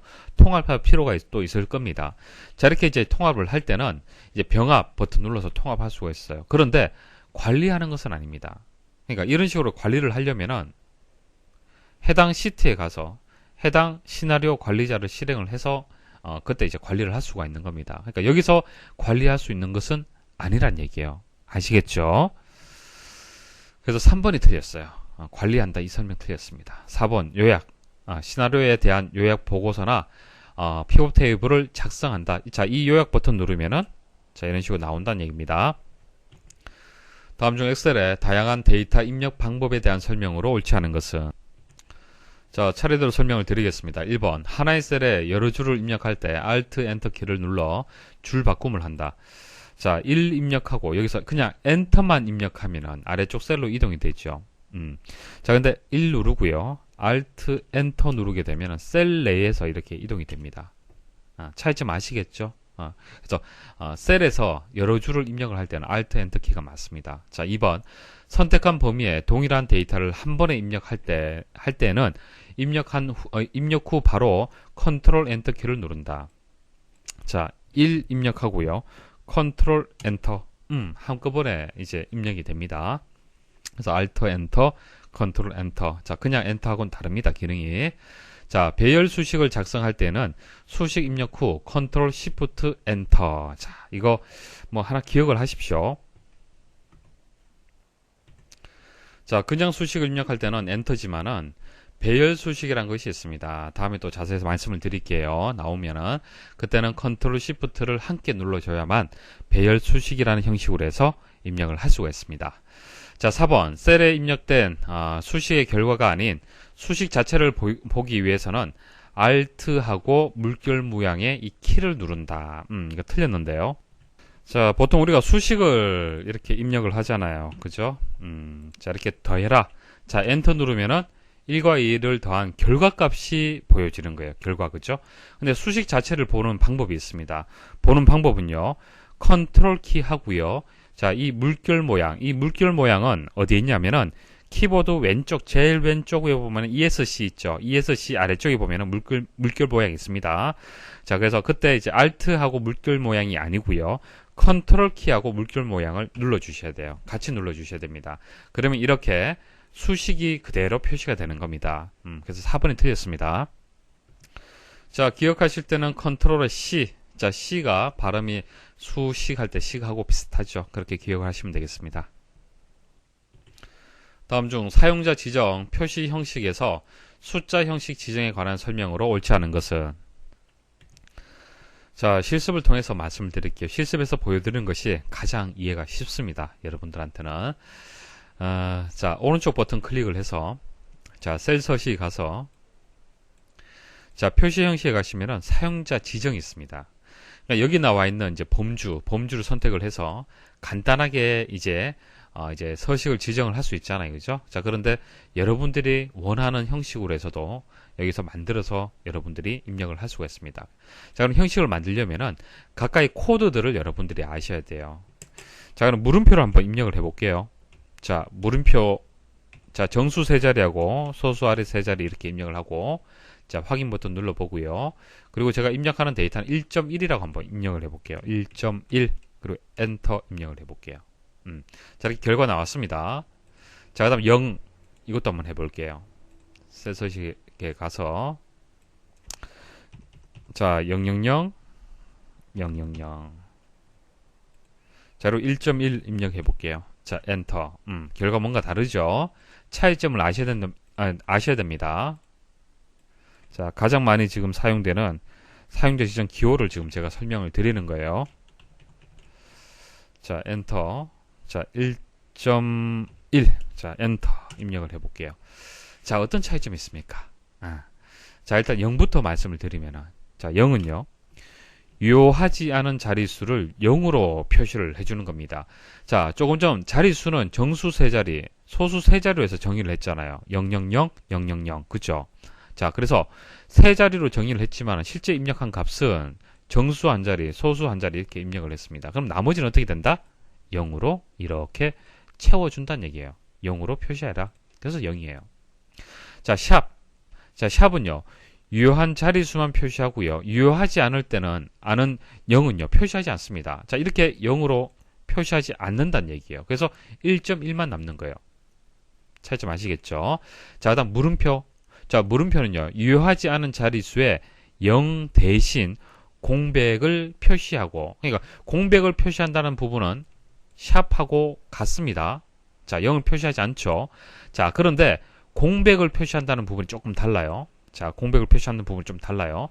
공백이 표시가 된다는 얘기는 이 말입니다. 소수 셋째 자리까지 우리가 정의를 했지만은 이 부분하고 이 부분이 지금 자리가 공백이 들어있는 상태예요. 다릅니다, 지금. 자, 여기는 이제 우측에 딱 붙었잖아요. 그죠? 붙었지만 여기 두 개의 공백이 지금 포함이 되어 있기 때문에 값이 이렇게 표시가 된 겁니다. 그래서 유효하지 않은 자릿수에 0 대신 공백이 표시가 된다. 보기는 비슷하지만 조금 달라요. 자, 소수점을 기준으로 해서 정렬이 된다. 그러니까 금방 말씀드린 대로 이 소수점을 기준으로 해서 이렇게 정렬이 되는 겁니다. 자, 보기 보겠습니다. 1번 물음표. 데이터를 공백으로 구분한다. 설명 부족하죠. 이렇게 설명을 해야 됩니다. 자, 2번 0. 자, 숫자의 자릿수가 서식에 지정된 자릿수보다 적으면, 자, 이와 같은 경우입니다. 실제 이제 지정된 자릿수는 이만큼 지정을 했는데 이제 입력된 자릿수는 적죠. 자, 이렇게 적으면은 유효하지 않은 경우에는 이제 0을 표시를 한다. 맞고요. 자, 샵.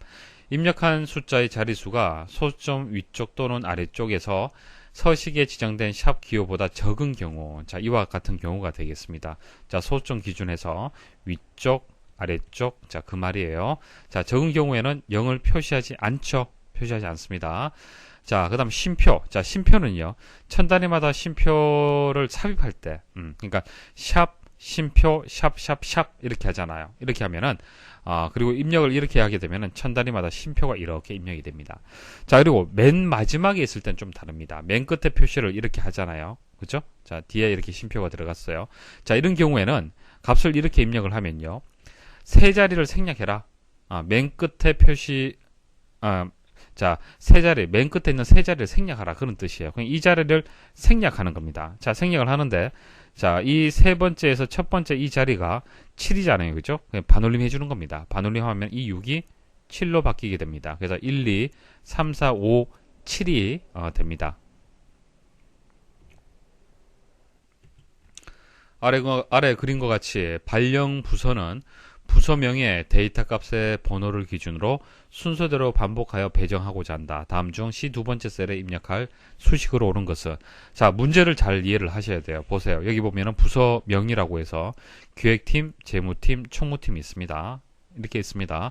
그럼 발령 부서가 여기 보면은 만들어졌다는 얘기인데, 기획, 재무, 총무, 기획, 재무, 총무, 기획, 재무, 총무. 자, 이런 식으로 발령 부서, 자, 이 발령 부서의 값은 부서명의 데이터 값의 번호를 기준해서, 그러니까 이게 1번, 2번, 3번이 되겠죠. 그래서 1번, 2번, 3번, 1번, 2번, 3번, 1번, 2번, 3번 이런 식으로 배정을 반복적으로 하란 얘기예요. 자, 무슨 뜻인지 아셔야 됩니다. 그래서 C의 두 번째 셀, 자, 이 셀에만 수식 구하면은 나머지 채우기 핸들 이용해서 채워주면 되잖아요. 그죠? 자, 여기 C 두 번째 셀에 입력할 수식을 찾아라라는 것이 문제가 되겠습니다. 자, 이때 여기 보시면 이제 인덱스 함수하고 모드 함수가 나오는데, 인덱스 함수는 이제 범위 행렬 값이 들어갑니다. 그래서 범위에서 지정된 행렬에 위치한 데이터를 찾는 겁니다. 자, 보세요. 인덱스 함수를 이용을 해서 이 범위에서 기획틈을 찾아서 여기 입력하고, 입력, 다시 입력, 이런 식으로 해줘야겠죠. 그래서 인덱스 함수 이용을 해서 데이터를 일단 찾아야 돼요. 그러면 여기 있는 위치를 찾는 것은 어떻게 찾을 수가 있습니까? 인덱스에서 범위는 여기서부터 여기까지죠. 범위 지정을 하고요. 그 다음 행은 어떻게 되겠습니까? 행은 1이 되겠네요. 행 1. 열은 어떻게 됩니까? 열도 1이죠. 열 1. 이렇게 하게 되면 기획팀이 되는 거예요. 그럼 재무팀은 어떻게 되겠습니까? 행이 2로 바뀌고 열은 그대로 1. 재무팀. 총무팀은 어떻게 될까요? 총무는 하나, 둘, 셋, 세 번째잖아요. 자, 행이 세 번째, 열은 1입니다. 자, 그래서 열은 항상 1이죠. 그래서 열이 하나일 때는 이 열 값은 생략해도 됩니다. 그래서 범위하고 행값만, 자, 이 범위하고 행값만 있으면 사실 찾을 수 있잖아요. 값을. 그죠? 그래서 열은 생략하면은 1로 그냥 자동으로 계산이 됩니다. 자, 그리고 모두 함수는 피제수, 제수, 그러니까 4하고 이게 만일 2라면은 4에다가 2로 나누어서 그때 나머지 0이 되겠죠. 이런 식으로 나머지를 계산을 하는 그런 함수가 되겠습니다. 자, 정답을 설명을 드릴게요. 정답을 설명을 드려서 이게 답이구나. 자, 이런 식으로 풀이하면 되는 거구나 라는 정도 아시면 됩니다. 자, 항상 이제 중첩되어 있을 때 안쪽부터 여러분들 분석을 해야 됩니다. 자, 이 부분 한번 분석을 해볼게요. 자, 일단 모드 함수 먼저 한번 보도록 하겠습니다. 자, A 두 번째에다가 1을 빼줘라고 했습니다. A 두 번째는 어디입니까? 이 번호가 있네요. 번호가 있습니다. 그럼 이 번호에다가 빼기 1을 하라고 그랬습니다. 빼기 1 하면 어떻게 됩니까? 0이죠. 그 0이 되고, 그러면은 모드에서 0 나누기 3이 됩니다. 0 나누기 3 하면 나머지가 얼마예요? 이거 0이죠. 0이 됩니다. 그게 플러스 1을 했네요. 그럼 결과적으로 이 값은 얼마가 돼요? 1값이 되네요. 이해하시겠습니까? 자, 그리고 인덱스 이 범위에서, 자, 여기서부터 여기까지 범위에서 행값이 1이에요. 그러면 기획팀이 여기에 이렇게 저장이 되는 겁니다. 됐죠? 제대로 결과 나왔죠? 그래서 채우기 핸들 이용해서 쭉 내려주시면은 그 다음 재무팀, 총무팀 이렇게 바뀔 겁니다. 자, 내리게 하게 되면은 채우기 핸들에서 내려주시면은 범위는 절대 참조되어 있는 상태고 A 두 번째는 상대 참조 되겠죠. 이것은 아래쪽으로 내리면은 A 세 번째가 될 겁니다. 그럼 A 세 번째 2가 되고 2 빼기 1은 1이죠. 그럼 모두 함수 이용하면 나머지가 1이잖아요. 1에다가 3을 나누면 1이 되잖아요. 그죠? 1 더하면은 전체적으로 2가 됩니다. 그럼 두 번째 값인 재무팀이 이렇게 저장이 되는 겁니다. 자, 그럼 나머지가 답이 될 수 없는 이유 설명을 드릴게요. 자, 반복은 1, 2, 3, 1, 2, 3 이런 식으로 반복이 돼야 됩니다. 그래야만 이제 기획팀, 재무, 총무, 기획, 재무, 총무 이런 식으로 저장이 되겠죠. 자, 그런데 이거 보세요. 맞는 것 같지만 틀렸습니다. A 두 번째가 1이잖아요. 그죠? 자, 3을 나누면은 1. 첫 번째는 맞습니다. 그 다음 이제 2 값을 가질 때 또 2가 되겠죠. 3 값을 가질 때, 3 값을 가질 때 어떻게 되겠습니까? 자, 그러니까 A의 네 번째 셀에 그 있는 값을 가지고 계산을 한다라면은 3 나누기 3이 되어서 결과가 0이 되는 겁니다. 그러니까 인덱스 0번째 값을 찾아야 되는데 0번째 값이 없잖아요. 그래서 잘못된 결과가 만들어지는 거고요. 자, 이것도 마찬가지입니다. 자, 여기 첫 번째 A 두 번째의 값을 이제 모두 함수를 구하게 되면 이게 1이 되고 플러스 1이 되면은 2가 되잖아요. 재무팀이 여기 저장이 되겠네요. 틀렸죠. 자, 그 다음 이것도 한번 보도록 하겠습니다. A 두 번째 빼기 1. 그럼 1에다가 1을 빼고 그럼 0이 되겠네요. 이거 그죠? 자, 그럼 3으로 나누게 되면 나머지는 0이 됩니다. 그럼 0번째 또 값을 가져와야 되는데 없잖아요. 그래서 3번이 정답이 되겠습니다. 다음 중 아래 차트의 종류에 대한 설명으로 가장 적절한 것은 1번 각 항목의 값들이 항목 합계의 비율로 표시되므로 중요한 요소를 강조할 때 사용한다. 자, 이거 원형 차트에 대한 설명입니다. 합계의 비율, 자, 이런 얘기 나오면은 원형 차트인데요. 보세요. 자, 국어 점수에 대해서 각 학생에 대한 점수를 이렇게 원형 차트로 나타나게 되면은 이 전체 합계에서 비율을 이렇게 알 수가 있는 거예요. 그렇죠? 누가 더 어떤 요소가 더 점수가 높으냐 이런 것을 강조를 할 수가 있을 겁니다. 그래서 합계의 비율로 이렇게 나타낼 때 자, 원형 차트를 이용하면 됩니다. 자, 2번 특정 데이터 계열의 값이 다른 계열의 값과 현저하게 차이가 날 경우나 두 가지 이상의 데이터 계열을 가진 차트에 사용하면 편리하다. 자, 이게 이중축 차트에 대한 설명이에요. 자, 여기 보시면은 축이 여기도 있고 또 여기도 축이 있죠. 왜 그러냐면은 자, 법례를 잘 보십시오. 기말고사, 중간고사, 출석 점수라고 나와 있죠. 보통 기말고사, 중간고사는 100점 만점입니다. 그래서 이제 차트를 이제 축을 이제 0에서 뭐 100까지 뭐 이런 식으로 만들면 됩니다. 그죠? 이렇게 범위를 만들면 되는데 출석 점수는 그렇지 않다는 얘기예요. 출석 점수는 여기서 이제 그 축을 봤을 때는 최고 점수가 12네요. 0에서부터. 이해하시겠죠? 그래서 기말고사, 중간고사의 값의 범위하고 출석 점수의 값의 범위가 다릅니다. 자, 이것을 하나의 차트로 해서, 그러니까 이중축 차트로 그리지 않으면요, 이 편차가 굉장히 큽니다. 커져버려요. 보기 불편해집니다. 그렇기 때문에 좀 사용을 좀 편리하게 하려면은 이런 식으로 이중축으로 해서 나타내면은 쉽게 크고 작음을 판단하기 좀 쉽습니다. 자, 그래서 이중축은요, 보통 이제 현저하게 차이 날 때, 계열의 값이 서로 좀 차이가 많이 날 때 그렇게 이용을 합니다. 자, 3번 두 개 이상의 데이터 계열을 갖는 차트에서 시간에 따른 특정 데이터 계열을 강조하고자 할 때 사용하면 편리하다. 자, 이 설명은요, 혼합형 차트에 대한 설명입니다. 그러니까 차트의 종류를 달리하는 겁니다. 아예 다르게 해주는 거예요. 그래서 두 종류 이상의 차트를 사용하여 차트에 다른 정보가 들어있음을 강조할 때, 이럴 때 이런 모양으로 해서 꺾은 선, 뭐 세로, 막대형 이런 식으로 만들 수가 있습니다. 자, 4번 각 항목 간의 값을 막대의 길이로 비교, 분석하는 누적 세로 막대형 차트다. 이거 누적 세로 막대형은 아닙니다. 그냥 세로 막대형이죠. 세로 막대형. 그러니까 각각의 점수에 대해서 세로 막대로 표시한 것이지 누적 세로 막대형은 아닙니다. 그래서 이 차트에 대한 설명이 가장 적절한 것이 2번입니다. 그래서 이중축 차트에 대한 설명이 맞습니다. 다음 중 아래 데이터를 이용하여 계산할 현재 가치의 수식으로 오른 것은, 자, 여기에 현재 가치를 입력을 해야 되는데, 자, 이 문제는 조금 어렵게 출제가 되었습니다. 설명을 드려볼게요. PV 함수를 이용을 해야 됩니다. PV 함수. 현재 가치를 구할 때는, present value는 현재 가치를 뜻하는 거고, 앞글자를 따서 PV 함수라고 얘기를 합니다.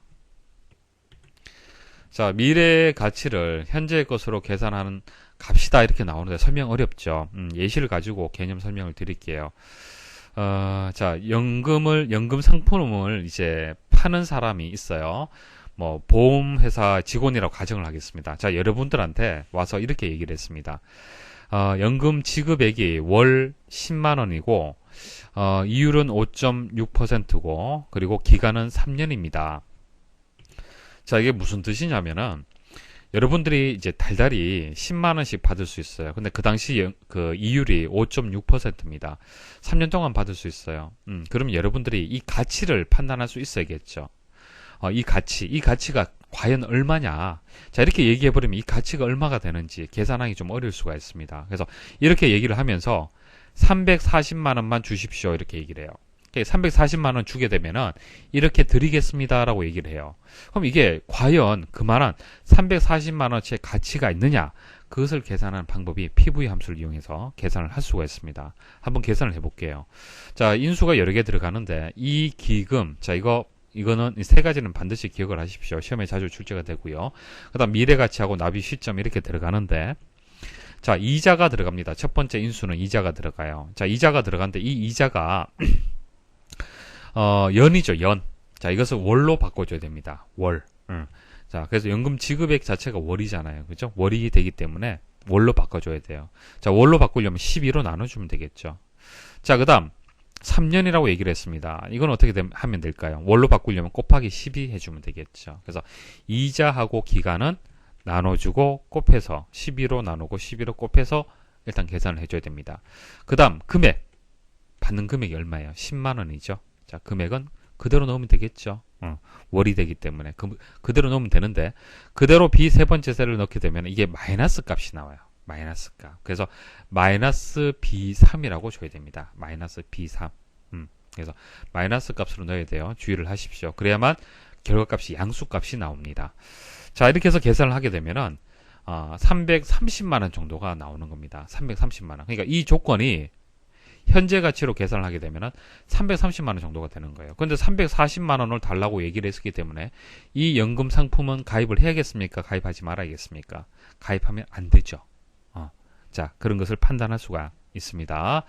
자, 문제 한번 보도록 할게요. 연 이율 나왔습니다. 투자 기간 나왔네요. 그럼 이율하고 기간은 나왔어요. 근데 투자 금액이라고 나왔죠. 이 투자 금액하고 연금 지급액하고 같은 뜻이겠습니까? 다르죠. 여기서 연금 지급액은 금액을 뜻하는 게 맞는데, 이 투자 금액은요, 미래 가치를 뜻하는 거예요. 미래 가치. 투자 금액은 미래 가치입니다. 금액이 아닙니다. 이거 주의를 하셔야 돼요. 그래서 결과적으로 자, A 세 번째 연 이율. 자, 이자 먼저 들어가죠. 이 기금입니다. 자, 이자는 12로 나눠주고, 그 다음 기간은 12로 곱해주고, 그 다음 이제 금액이 들어가는데 금액이 없잖아요. 여기는 없기 때문에 쉼표 그러니까 사이에 아무것도 입력하지 않습니다. 그러니까 세 번째 인수는 입력하지 않아요. 그러니까 네 번째 인수, 자, 미래가치 C의 세 번째 값, 이것도 앞에 마이너스 붙여줘야만 결과가 양수 값이 나옵니다. 그렇기 때문에 마이너스 값을 붙여준 겁니다. 자, 그래서 1번이 정답이 되는 거예요. 조금 어려울 수가 있는데, 이렇게 재무 함수는 이런 식으로 조금 어렵습니다. 여러분도 어려운데 이렇게 기억을 좀 하셔야 되고, 만일 이제 여기서 이 문제 같은 경우에 금액하고 미래가치하고 좀 혼란이 있을 수가 있잖아요. 그죠? 자, 그런데 자세히 한번 이자하고 기간만 여러분들 잘 보셔도 답은 사실 찾을 수 있습니다. 이자는 12로 나눠야겠죠. 자, 이거 다 맞는 얘기죠. 그 다음 이제 그 기간은 곱하기 12를 해야 되잖아요. 곱하기 12를 하는 경우가 없습니다. 그래서 1번이 정답이다. 이렇게 생각하셔도 됩니다. 왜? 나머지는 동일하니까 이 부분은. 그러니까 출제자 입장에서 이 부분은 좀 애매할 수 있기 때문에. 그죠? 아예 동일하게 이렇게 준 겁니다. 그러니까 이자고 기간만 여러분들 잘 판단할 수 있으면은 답을 찾을 수가 있습니다.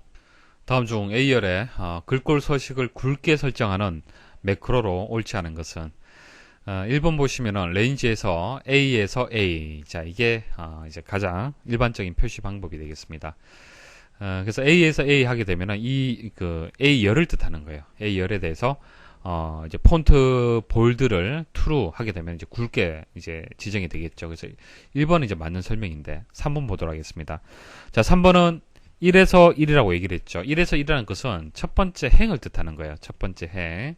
그래서 첫 번째 행을 이제 볼드를 이제 true로 지정을 하라. 그런 뜻이 되겠죠. 그래서 3번이 명확하게 일단 틀렸습니다. 자, 2번하고 4번 설명을 드릴게요. 예, 컬럼스에서 이렇게 나왔는데, 컬럼스는요, 우리 매크로, 그러니까 비주얼 베이직에서는 워크시트의 열을 선택하는 속성이에요. 워크시트의 열을 선택하는 속성. 아니, 엑셀의 함수의 의미하고 다릅니다. 자, 지금 우리가 하는 것은 매크로입니다. 매크로는 뭐예요? 비주얼 베이직을 이용해서 하는 거잖아요. 그냥 비주얼 베이직의 뭐 메서드라든지, 그 다음 이제 뭐 속성이라든지, 뭐 이런 개체라든지 이런 개념하고 엑셀에서 사용되는 함수하고는 좀 다릅니다. 개념이 달라요. 그래서 첫 번째 열을 뜻하는 거예요. 첫 번째 열이 결과적으로 뭡니까? 첫 번째 열은 A잖아요. 그리고 A열, 같은 뜻이죠. 그래서 2번하고 4번은 맞습니다.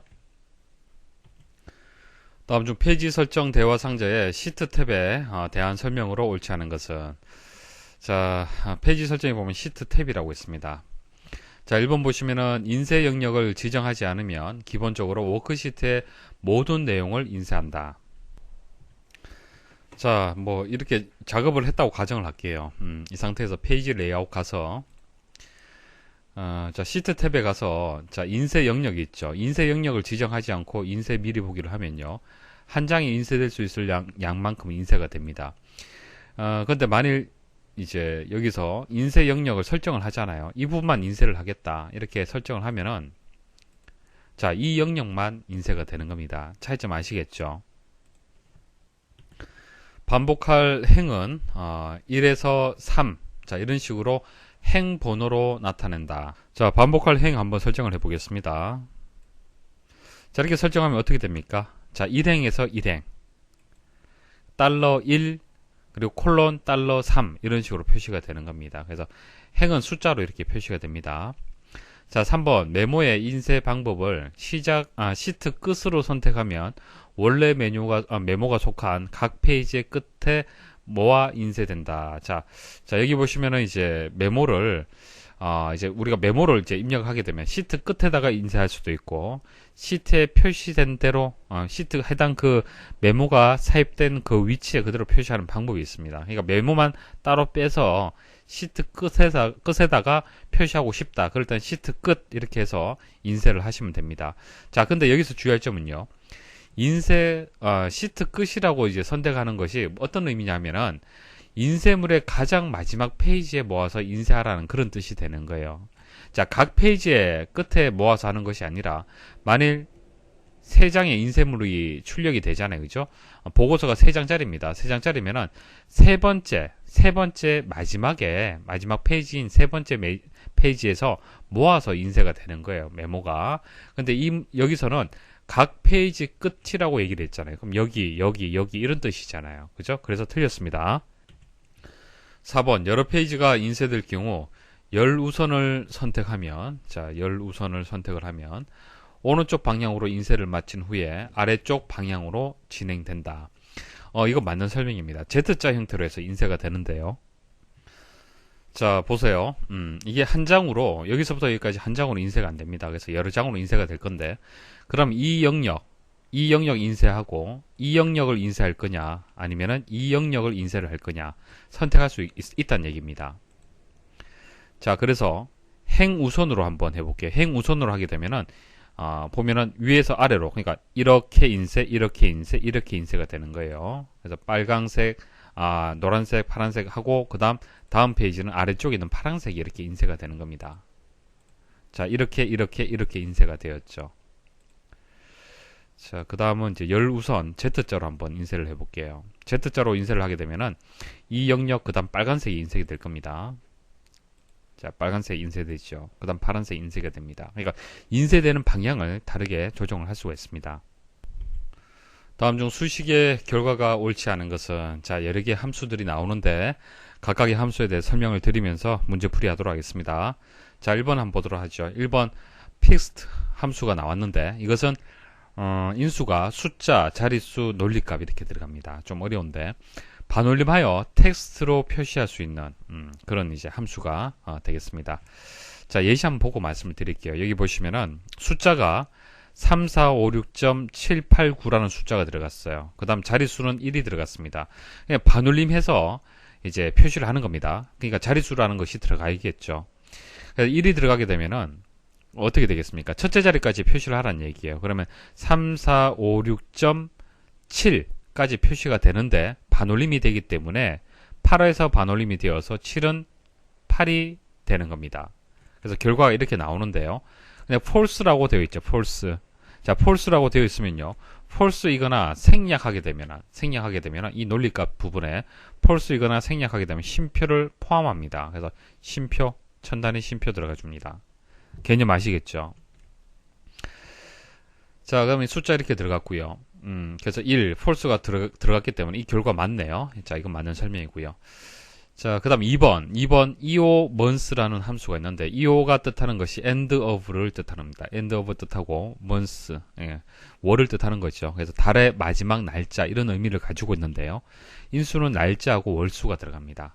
날짜하고 월수가 들어가요. 그래서 예시를 보시면은 자, 데이터 함수 이용을 해서 자, 날짜가 들어갔네요. 자, 데이터 함수는 뭡니까? 연, 월, 일을 연과 월, 일을 각각을 입력을 받아서 이것을 날짜로 표시해주는 그런 함수가 되겠습니다. 그래서 2015, 25 이건 각각 숫자잖아요. 그죠? 숫자인데 이것을 이제 데이터 함수를 이용하게 되면은 이게 날짜 형식으로 이렇게 바뀌는 겁니다. 자, 그럼 이것이 이제 날짜 형식으로 이렇게 바뀌겠죠? 자, 날짜 이렇게 입력이 됐고요. 그 다음 1이라고 들어갔죠. 자, 1이란 것은 지정한 날짜를 기준으로 월수 지난, 그러니까 이 날짜에서 1개월이 지난 달의 마지막 날짜예요. 마지막 날짜. 자, 마지막 날짜가 되기 때문에, 자, 2월 달에서 1월이 지나면 3월 달이죠. 3월 달이 되고, 3월의 마지막 날짜가 이제 반환이 되는 겁니다. 그래서 결과는 2015년 3월 31일이 나옵니다. 자, 그런데 여러분들 그 실습을 해보면요. 이렇게 날짜 형식이 안 나옵니다. 자, 보여드릴게요. 자, 입력을 하고요. 엔터 입력을 해볼게요. 숫자 나오죠. 자, 1년 번호 나오는데요. 원래 1년 번호로 반환이 됩니다. 1년 번호로 반환이 되고 이것을 셀서시에 가서 날짜 형식으로 바꿔줘야만 제대로 결과가 나오는 겁니다. 자, 날짜. 자, 확인 누르면은 제대로 날짜 형식으로 나오죠. 자, 그래서 1번하고 2번은 맞는 설명이고요. 3번하고 4번은 자, 다음 페이지에 설명을 드리겠습니다.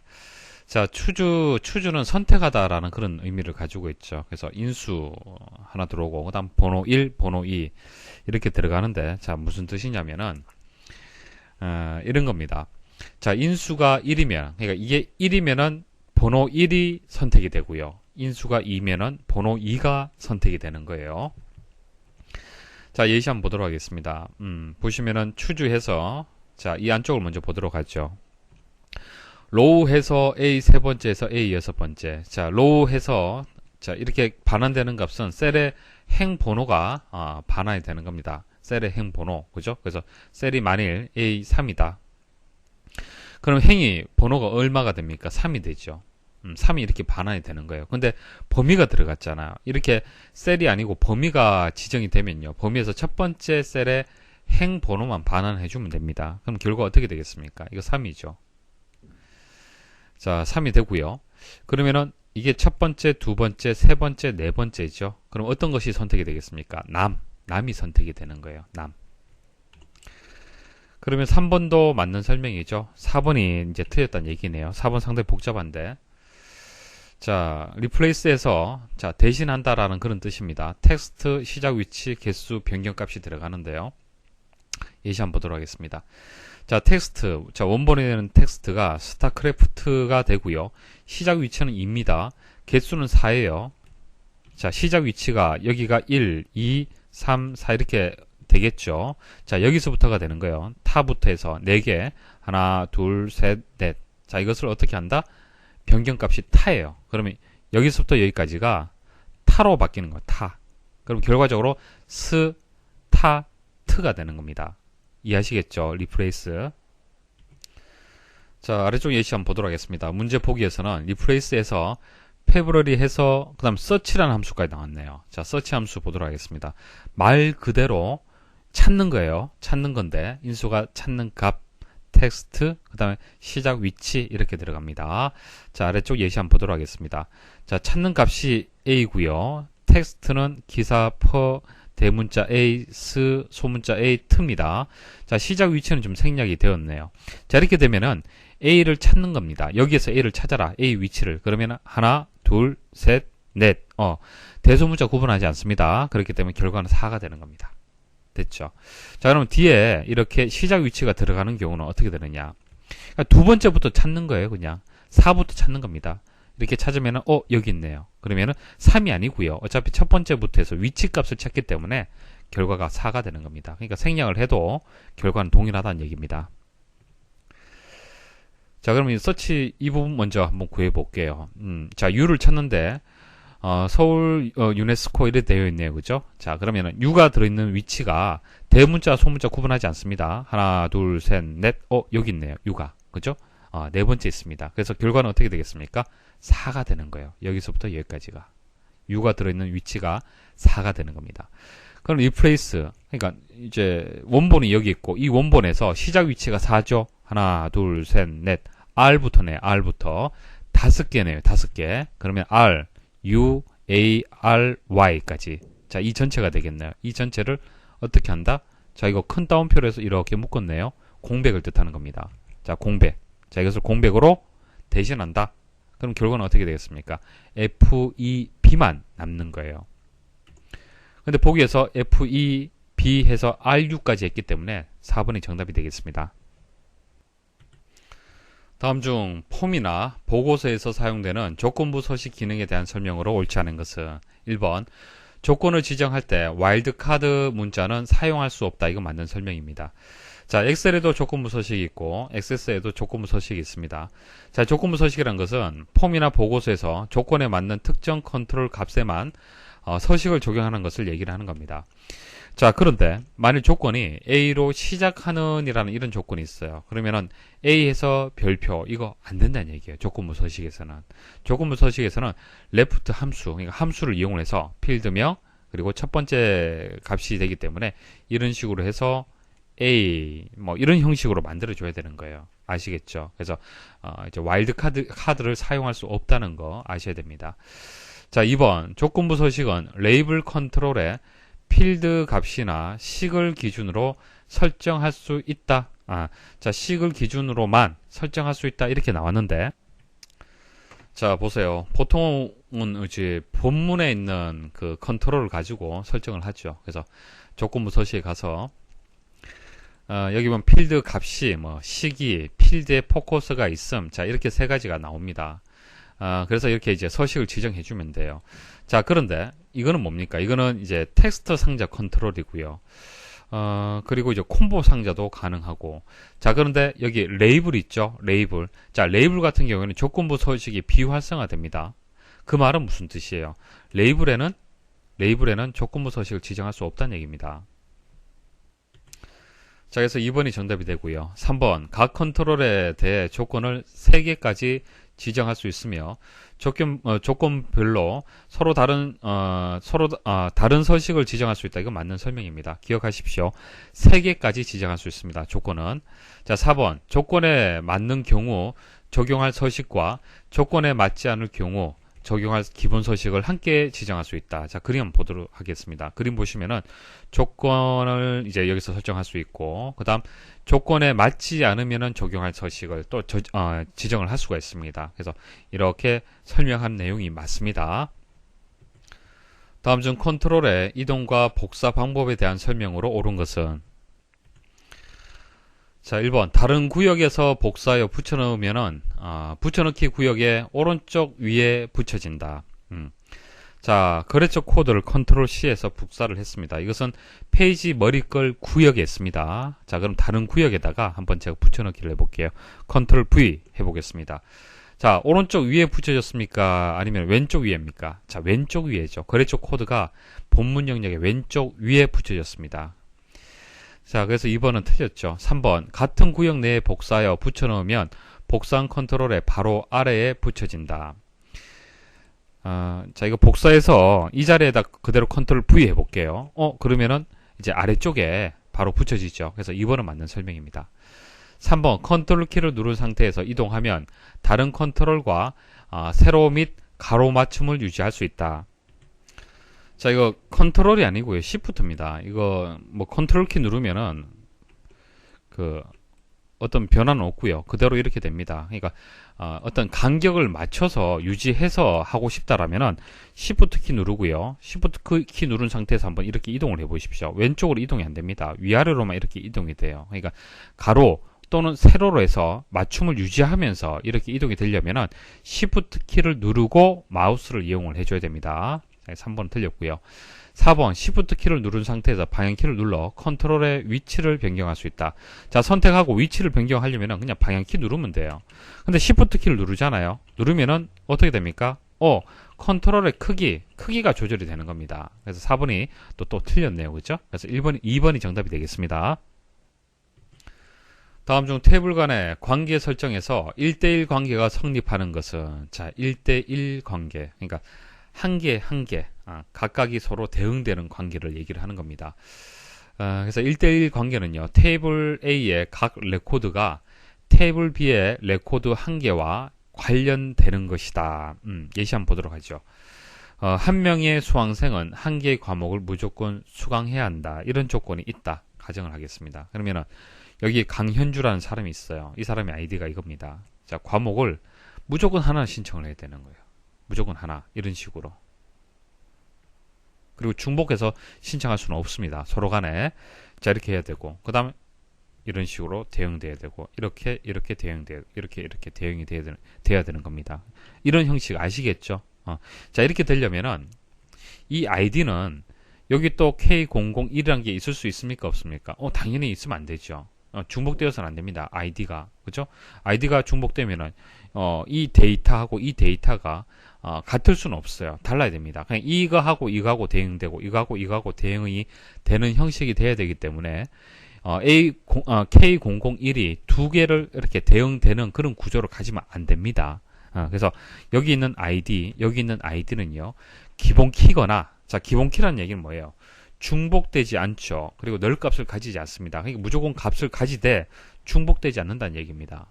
그래서 기본 키이거나 중복 불가능한 인덱스가 설정이 되어 있어야 돼요. 그러니까 인덱스를 설정을 하는데 중복 불가능하다. 그 말 뜻은 값이 중복이 안 된다는 뜻입니다. 아시겠습니까? 이 조건을 만족을 해줘야 돼요. 자, 그래서 1번에 보시면 양쪽 테이블의 연결 필드, 자, 아이디가 되겠습니다. 모두 중복 불가능의 인덱스나 기본 키로 설정되어 있는 경우, 자, 그래서 1번이 정답이 되겠습니다. 다음 중 외부 데이터로 액세스 파일을 가져오는 경우에 관련된 설명으로 옳지 않은 것은, 자, 여러분들 액세스 파일에서 또 외부에 있는 액세스 파일을 가져올 수 있습니다. 자, 외부 데이터에 보면은 가져오기에 보면 액세스 있습니다. 자, 액세스에서 액세스를 가져오기 때문에 뭐 제한이 당연히 없겠죠. 다 가져올 수 있다고 보시면 됩니다. 자, 이렇게 해서 개체 가져오기 탭이 나옵니다. 테이블, 쿼리, 폼, 보고서, 매크로, 모듈, 이런 것은 다 가져올 수 있다고 보시면 되죠. 자, 그 대상에 있는 뭐 테이블을 하나 가져온다 가정을 하겠습니다. 자, 테이블의 이제 종류 중에서 물품을 한번 선택을 해볼게요. 자, 근데 물품은 여기 있습니다. 그죠? 자, 물품이 있는데 물품을 또 가져오는 경우에는 뒤에 숫자가 이제 붙어서 이제 가져오게 됩니다. 그러니까 이름이 같으면 안 되잖아요. 그렇죠? 자, 그리고 옵션 버튼 누르시면요. 좀 더 상세한 설정 기능이 나옵니다. 그래서 가져오는데 관계, 뭐 메뉴 및 도구, 뭐 이런 기타 내용들 나오고요. 그 다음에 테이블을 가져오는데 정의하고 데이터, 그러니까 모두 테이블 다 가져올 거냐? 그러니까 다 가져올 거냐? 그러니까 실제 데이터도 다 가져올 거냐? 아니면 정의만 가져올 거냐? 정의만 가져온다는 얘기는 안에 데이터가 없어요. 그러니까 필드라든지 필드에 정의된 내용들만 있는 겁니다. 자, 그런 내용을 설정을 할 수 있습니다. 자, 확인 버튼 한번 눌러볼게요. 자, 누르면요. 왼쪽에 물품 1이라고 만들어지죠. 자, 이렇게 해서 가져오게 할 수가 있고요. 그 다음 제가 정의만 한번 가져와 볼게요.